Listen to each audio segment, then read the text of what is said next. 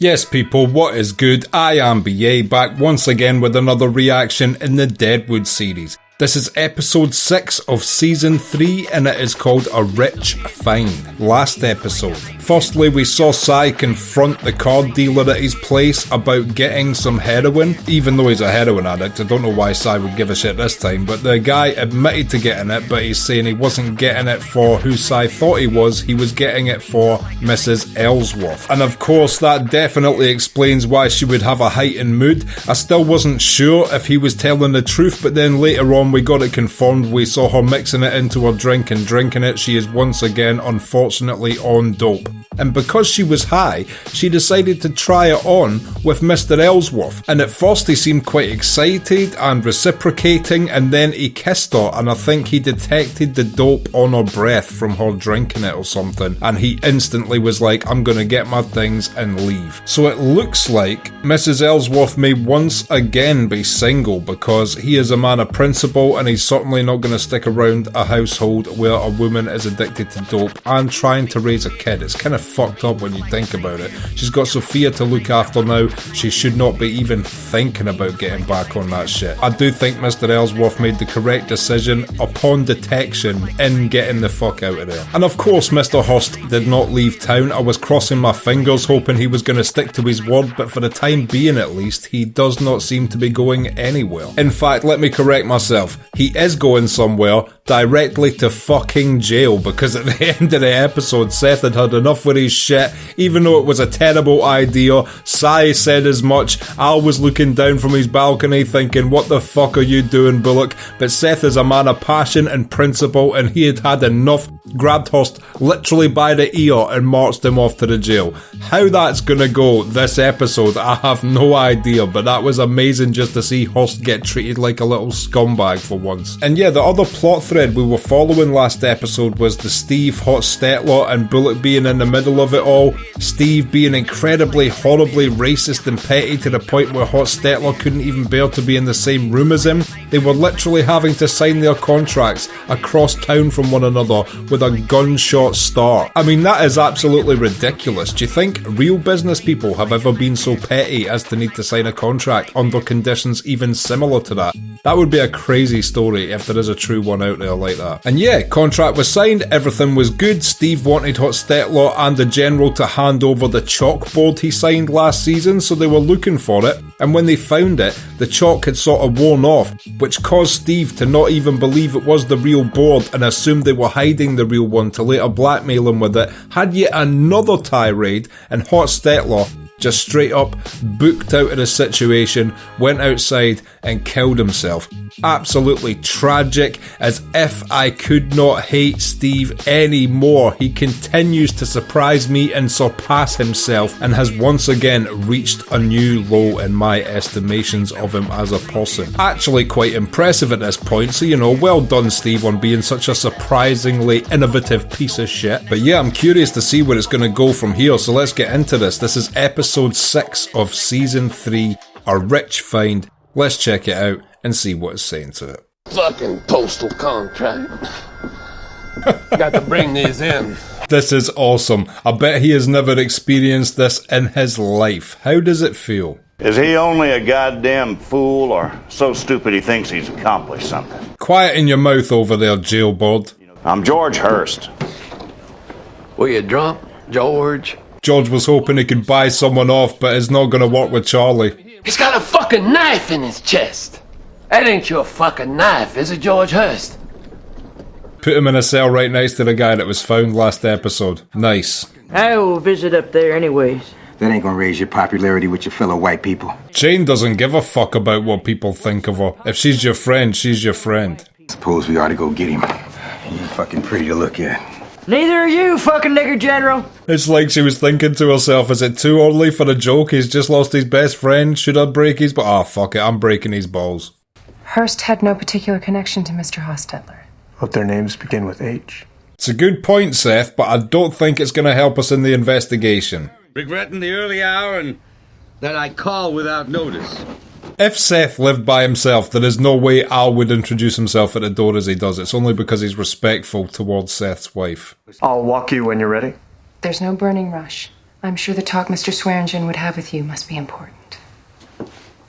I love it when they're respectful to one another. The way they've written the dialogue with that classic Shakespearean oldish sort of sound mixed with respect, for some reason sounds way more honourable than respect displayed using modern language. I too, Bullock, when suspecting I fucked the dog, keenly seek some solitude. What this entire conversation boils down to is, what the fuck you doing arresting Mr. Horst? Our alternative is flight.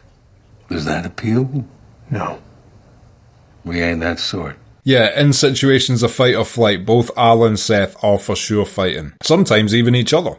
Owie. Well, Sophia, we're almost through. When you're using words like owie, your English is quite advanced. You must not have wakened. I always wake him from his beard. Well, last night you must not have. Shit, this is awkward. She's not even telling her the truth. In modern society, if this was a real situation, he would get custody of Sophia because she's technically not fit to look after her, being a dope addict. But this was a different time, and I'm assuming he's just going to book out of the situation and try not to think about how fucked up it is for Sophia. How do you feel? As if I forgot to mention this in my episode intro, fucking Dan the man literally murdered the captain in cold blood and then had a cry. Picking up his fucking shotgun, the Negro stumbled and blew his black head off. Oh, you better watch your fucking mouth today, you piece of shit. If the wrong person hears you talking this shit today, you might get seriously fucked up, and I am here for it. And I fear no retribution, not by my own guard or any other. Hate to break this to you, mate, but no one seems to be giving a shit about your speech. My hands are fucking clean. Yeah, only because you wiped your jizz on the horse. Oh, Christ. Harry? Got out of there pronto when a black person showed up. Literally admitting it was his knife by pulling it back out of the body himself. You have got some balls, Mr. Horst. And no matter what he does from here, it's like, mate, for a night, you were in a cage, shitting in a bucket, so fuck your gold mine. He has of registering. Bad enough we have one in help. Jesus Christ, Farnham, you fucking little shit. Beautiful! Did you hear, Richardson? Beautiful. Yes. Don't think Richardson's aware of the concept of sarcasm, Farnham. You might want to try someone else. Basic foundation attitude. Am I fucking boring you? No. Again, Silas always looks like I'm not sure if he's actually paying attention or not. What you say to Tolliver, I know why Bullock acted, but I'm not prepared to say that's confidential and privileged between me and Mr. Swearingen. That's a good way to cover it up. Well, not cover it up, but it just gives Cy nothing to work with, which is ideal. Anything he can use to his advantage, he will use to his advantage. Fold your thumb, go over and fucking talk to him. Yeah, we ain't got time for your thumb up, click mouth bullshit. Go and have a chat. Stop looking so disinterested while I'm giving my monologues, you Yankton fuck. How are you today? Well enough, Mr. Hurst. And you? Well enough. I don't think he would be here for no motive. I'm assuming he wants to wire somebody. Or was he just double checking that story never made the press? Al was quick to make sure of that. Damn pleased we got to speak, Adams. Al chose well making you his fucking ambassador. Powers Booth plays Cy to a T. Everything he says is through such threatening stares and a phony smile. It's so good as a villain. I haven't seen much of his work, but it wouldn't surprise me if he was essentially a career villain just because he plays it so well. So snaky. And I'm assuming the real man was nothing like that, so he does a great job. Telling me about the hobby you and Ms. Ellsworth shared. You walked me in Mr. Hurst's front door and sit me the fuck down across from him at his fucking table. He's basically saying, what is the point of even talking to one of Al's lackeys when I have got this level of dirt on Mrs. Ellsworth and my guy is still dealing her the dope? He could literally overdose it if he wanted. He fucking better not. Swearingen to me unofficially see into your interests. Because the small-mindedness. Is Al gonna see to Hurst's interests moving forward? Low-rent cocksuckers and short haulers. Make your fucking case. Why? Yeah, tell me about Mrs. Ellsworth, then fuck off. If communicating this privately to Mr. Hurst risks putting me and Al Swearingen the fuck out of action as middlemen, so the fuck be it. Because you think you'll get a bigger reward for doing this than the one you would be getting already in the position he's given you. No other reason than that. One of my own fucking employee supplies here, God help me, and that's a habit, sir. Makes a person subject to accident and mischance. It does. This is way easier for them to kill her and get away with it if that's what they wanted to do. Wanting to honor your instructions to the letter cost me 24 hours. What a bunch of bullshit. You only found this out yesterday. Oh, rest fucking Captain Turner's so. I'd be quiet now, Mr. Tolliver, if I were you. Horst had a soft spot for the captain. Unfortunately, Dan's fists created way more soft spots than were necessary on the captain's face. Do you enjoy that, sir? No, I don't. You don't enjoy that? I don't, no. Horst didn't look like he was enjoying it last episode either. I've never seriously grabbed someone by the ear in my life, but I'm definitely going to do it if I get disrespected next time. Distressed and angry, and I seem for the moment to be taking this out on your ear. You seem to be taking it out for quite an extended period of time on his ear. But I'm with you, you know, fuck size ear. I'm not like pro size ear out here.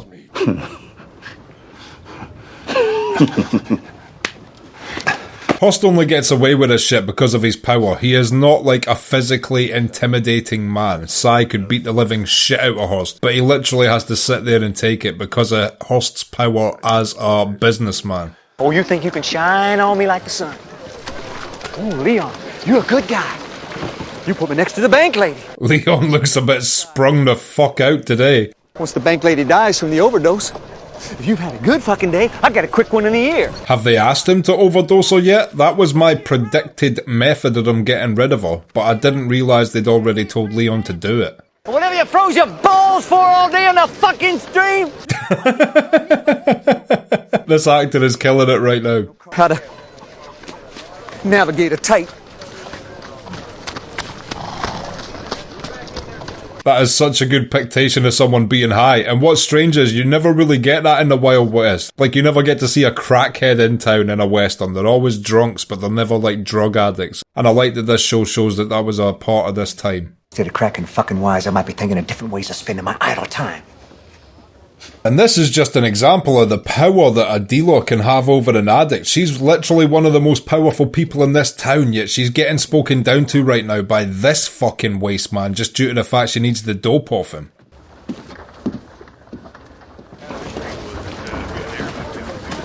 He didn't give her anything there. Did he purposely fall out with her so that he didn't have to give her the lethal dose there? He was talking about overdosing her, but I don't know if he was bringing it at that exact moment. I agree. You have shown me the light. Don't want to see her high again. Oh, Trixie, just shoot this guy in the head right now. May I go? I like to think he literally did that because of that conversation he was having with himself earlier. Now, it wasn't just because it was the morally wrong thing to do. He did assume that after he overdosed her, he would then be instantly killed as to cut off the chain of connectivity back to Sai. But at least Mrs. Ellsworth is not currently ODing. I am in the process of making adjustments to the complications of my situation. Bullshit. She's in complete denial mode. It's a shame because she faced this so honestly the first time, but now she's not even letting Trixie in to help her. I will no longer be requiring your services. Alack for me.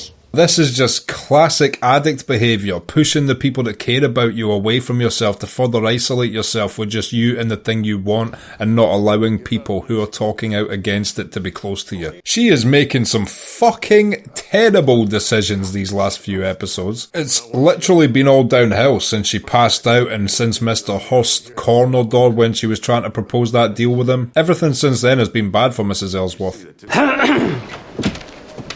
Take the desk. Man the battle station, I've got rat activities to attend to. How's he gonna mind you come see your mother? He in your room. Oh cool, that's her son. Your boy. How do you do, Odell? How do you do, sir?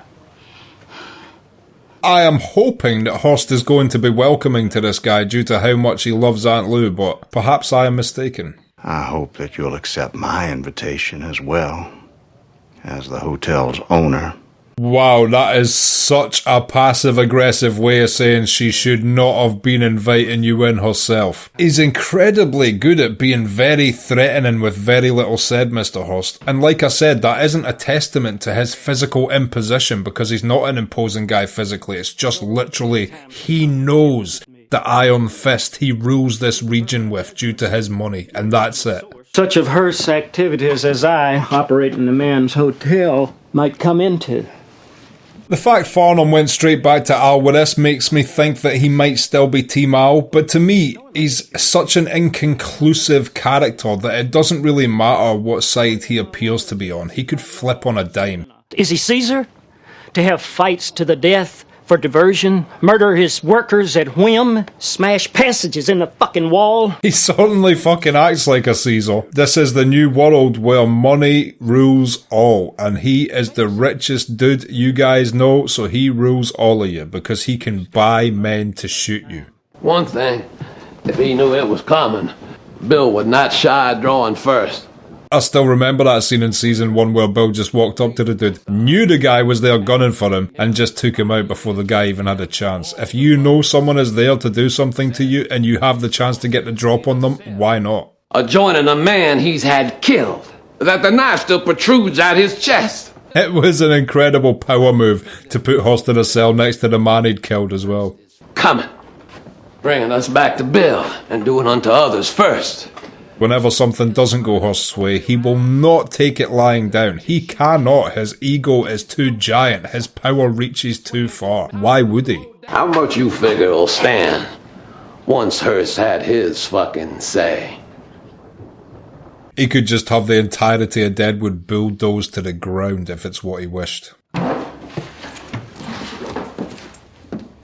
Oh, fuck off, Mrs. Ellsworth. You're only emotional right now because you know Trixie had a point. Don't go away and do dope as a coping mechanism for the own fucked up situation you yourself created by firing her because you want to do more dope. Ah, it's so disappointing. Let Khan calm down. That guy needs a lot of calming down nowadays. He is having the time of his life. It's a wise man that knows his own limits. Now go ahead out there, son, and continue doing wrong.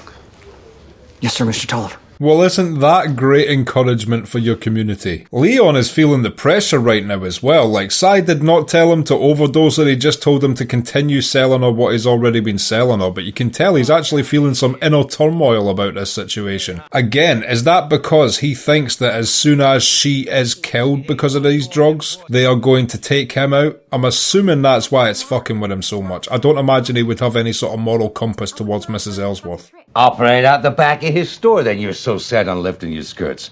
What a combination of jobs. Talk about a jack of all trades. I told her I knew, and that she'd ruin her child, and that I quit her stupid job.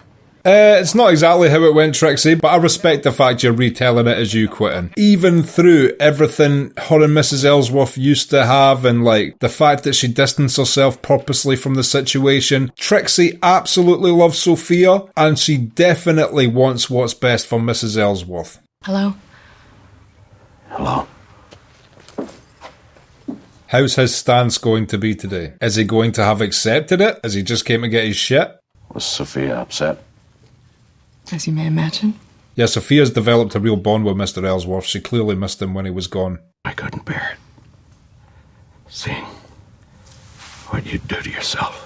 Basically the same stance as last episode, but you know, he's putting it in a much more endearing language to her, and I hope some of this resonates with her. I can't help noticing in you just now, Mr. Blazanov, I'm sad. I see. This is the first time I've seen Blazanov sad. They were killed on their farm while I was a student in Petersburg, like the man we found on our walking. Ah, that's rough. I really like Blazanov as a character. It's a shame he only came into it later on in the show. He's instantly likeable. My ideal friendship would probably be between him and Jane. I think they would be such a great odd couple. So hilarious. And him sending for me to come here. It's 27 days since I wrote to tell you that. What point is she getting at with this? And then you take passage to come back into America. Is she suggesting he has an ulterior motive, perhaps to do with Mr. Horst? But then you couldn't have known I was here. Couldn't have known it proved, you mean? Would have had to took it on faith. Sounds like complete bullshit to me. I think she's a very smart person and she instantly clocked something weird here. What find do you refer to, son? Liberia, sir. The gold. This instantly makes sense, so he's shown up with gold connections in Liberia just at the time where Mr. Hurst is in the camp. He is here on business, not to see his mother. Back from where you sent him, raising up to a man, safe amongst his own. Is he resentful she sent him away to Liberia? Fuck else they summon up their demons. Beat thigh bones on tin pans. Shake, rattling. Please put a bullet in his face. Please, anyone. They instantly win my #1 VIP of the entire show award. Whoever kills Steve, I'm putting out a bounty on Steve. When every edifice else in camp's been swanked up and seen to. Look inward, why don't you? Oh, don't start firing shots at this guy. He's one of the few people that for the most part tolerates your absolute bullshit. If you make an enemy out of him, you have nowhere to frequent. His name is Steve. Yeah, go and introduce yourself to him. See if you two guys get along. Afternoon. Oh my god, even his state is racist. What if he returns and you're still gone? Who'll serve dinner? I'm getting past you, Mr. Hurst. Please do excuse. Hopefully Hurst detects that something is clearly wrong between her and her son. She would never normally act like that in his presence. Bible instructs us, when two of different races return from a graveyard together, the event should be marked with liquor. Don't think the Bible has that passage. I think a lot more people would be religious if it did. And racism would be dead. The task I'd assign you is pivotal. I'm all right. And leave the matter at that. Yeah, I'm not saying you're not alright, Dan. It's just I don't always see you comforting yourself with a bear rug. Seeing a light go out of their eyes. In the one you'd left in his socket.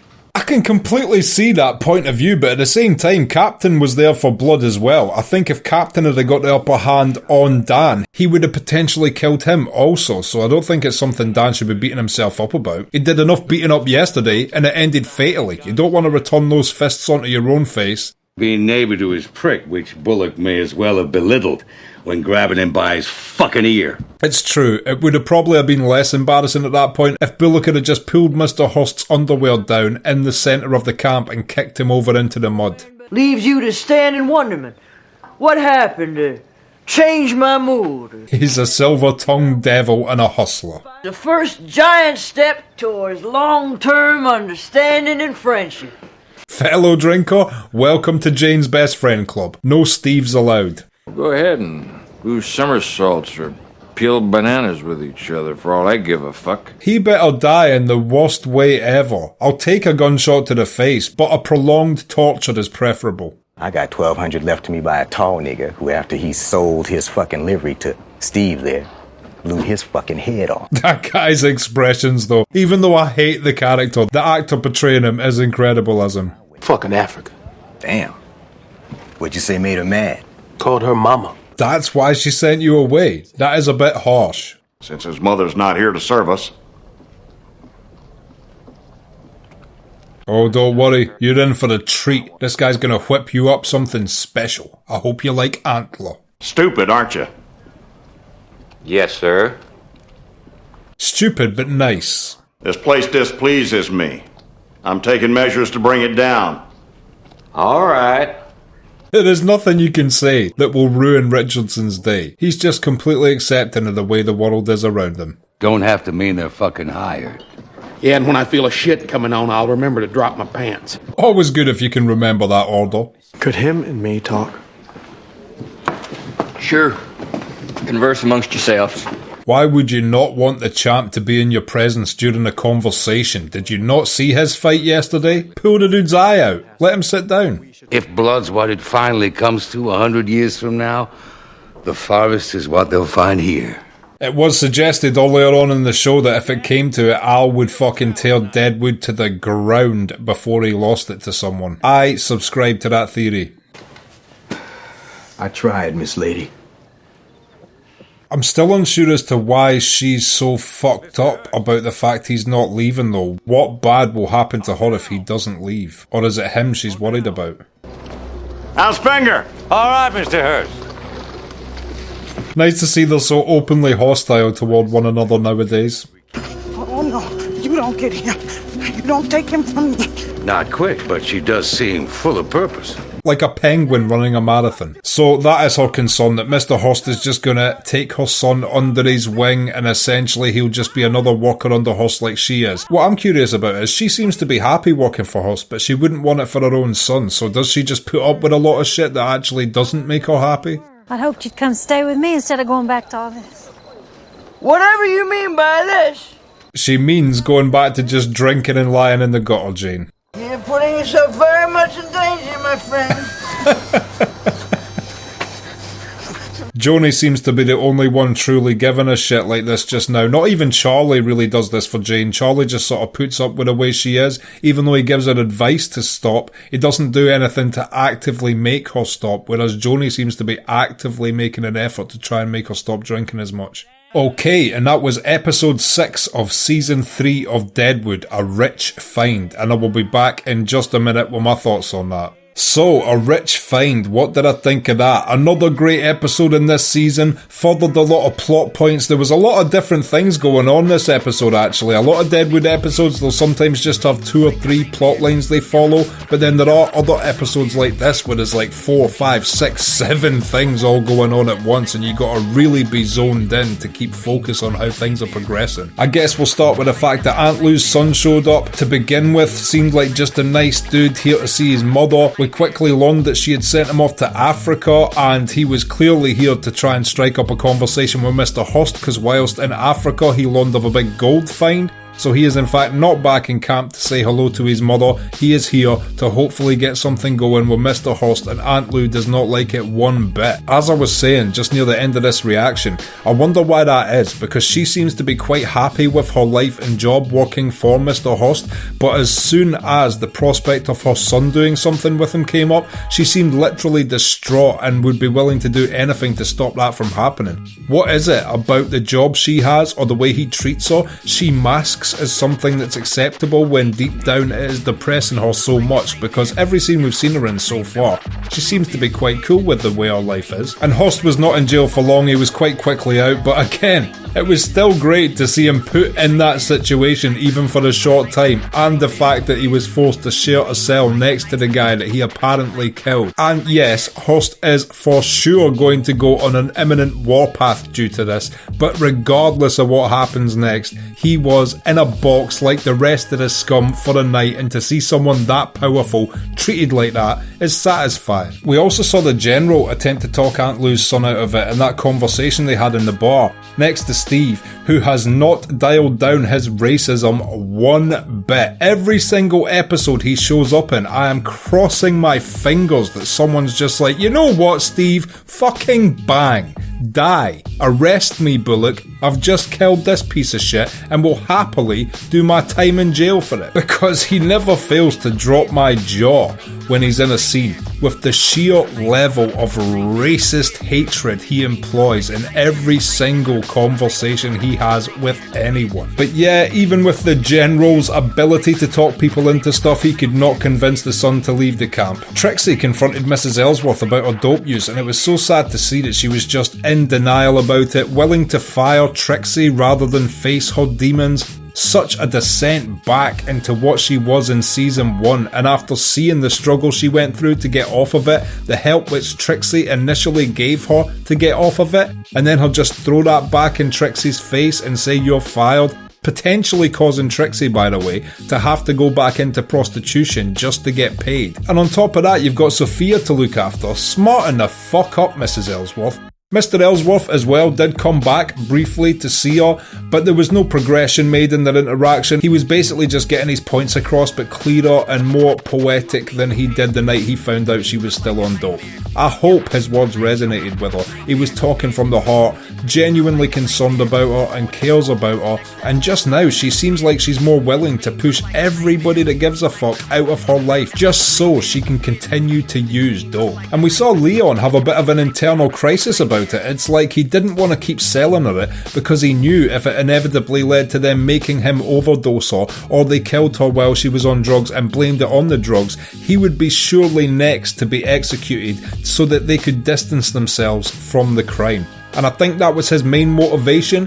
But he tried to get out of being her regular dealer. But then he goes back to Sai, who completely X's that hope out of his head and says, no, you are continuing to sell to her for the time being. I never expected Leon to be so conflicted about it. He must 100% think that he will for sure be killed if she dies in some way related to this dope, or they blame it on the dope and kill her. So he's stuck between a rock and a hard place just now. And I never expected during this show I would spare a bit of sympathy for that character, but in this situation I genuinely feel a bit bad for him. And Jane has once again spiraled into full-on alcoholism. Joni offered her a place to stay and all of that when they moved out of the schoolhouse, and Jane has just decided to sleep on the fucking streets again and drink all the time. Joni helped her at the end of the episode, and if anyone can help Jane quit drinking a little bit, I've got faith in Joni. Like I said, Charlie cares about Jane just as much as anyone. He absolutely loves her, but he has long given up trying to do anything really proactive to stop her drinking problems, whereas Joni is not at that defeated stage yet, and she's willing to just pick up Jane and drag her to Shaughnessy so she can keep a watchful eye over her and hopefully help her stop drinking as much. Talk about character progression throughout this show. When Joni came along with Sai, I just expected her to be essentially his right-hand woman, the one that keeps all the prostitutes in line, makes sure no one's fucking Sai's business over, things like that, and the way she's completely transcended into her own character and had all this progression from getting her own place to then getting the place turned into a schoolhouse to her quitting prostitution. In fact, the two main prostitutes we followed in this show, Trixie and Joni, have both tried to get out of that game and moved on to do things that allow for more long-term financial benefits and not such a fucked up lifestyle as you would no doubt get having to work as a prostitute in the Wild West. And the episode did end with Aunt Lou's son and Mr. Hurst going away for a private meeting about this gold in Africa. Don't know if this is going to make Hurst relocate some of his guys over there or what exactly is going to happen due to this meeting, but you can tell that her son definitely wants to get in with Hurst, and this might be a new team up between the two of these guys moving forward. All in all, just another all-round great episode. If you've enjoyed this reaction, click like, subscribe to the channel to see more videos like this, ring the bell to be notified as to when they drop. If there's anything you want to talk about, comment down below and share this around to anyone you think might appreciate it or want to watch these reactions along with us. My Patreon link is down in the description. If you become a patron, you get access to my blog, you get access to these reactions I put on YouTube a month and a half in advance, and you also get access to full-length versions of everything I react to. So consider becoming a patron, it helps me and my channel out so much, and until next time, I have been BA, peace.